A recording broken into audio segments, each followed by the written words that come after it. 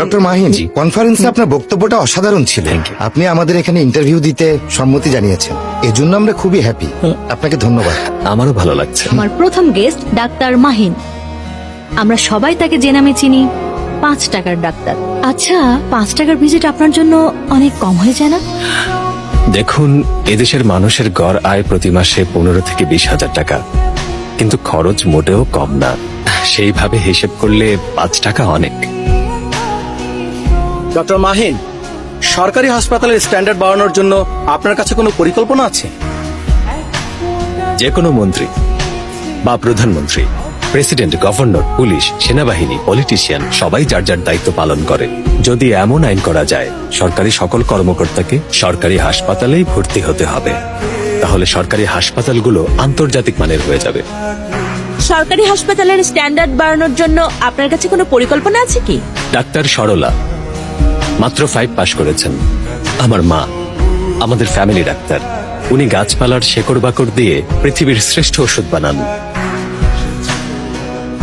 Doctor, এই বিপুল জনসাধারণকে কি বিনামূল্যে ওষুধ দেওয়া যেতে পারে? আমার কাছে তো অসম্ভব মনে হয়। কি বলছেন স্যার?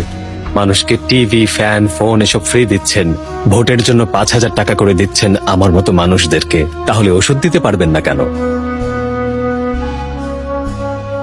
গত কয়েক বছরের পরিসংখ্যান বলছে ওষুধ শিল্পে আমাদের দেশ অনেক অনেক দূর এগিয়ে গেছে। একজন ডাক্তার হিসেবে আপনার কি মত? আপনি বলছেন ওষুধ শিল্প অনেক অনেক দূরে এগিয়ে গেছে, তাহলে আপনাকে আমি হিরো বিজয়কান্তের একটা উক্তি শোনাতে চাই।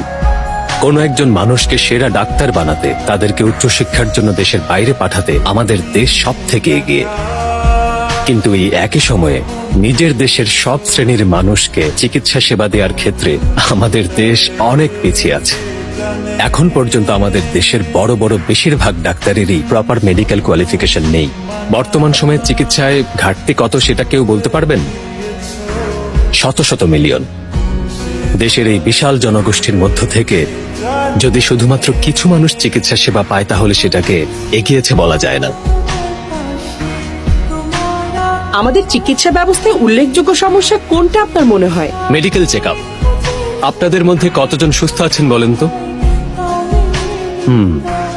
শুধু একবার আপনারা মেডিকেল চেক আপ করে দেখুন, তারপর মনে হয় না কেউ হাত তুলবেন। সাধারণত হাত নামান, হাত নামান। আপনাদের মতো সুস্থ মানুষকে অসুস্থ বানাতে কর্পোরেট হসপিটালগুলো যে টেকনিক অ্যাপ্লাই করে তা হলো মেডিকেল চেক আপ। আপনি ভুল বলছেন। আমি ডক্টর রামশঙ্করন।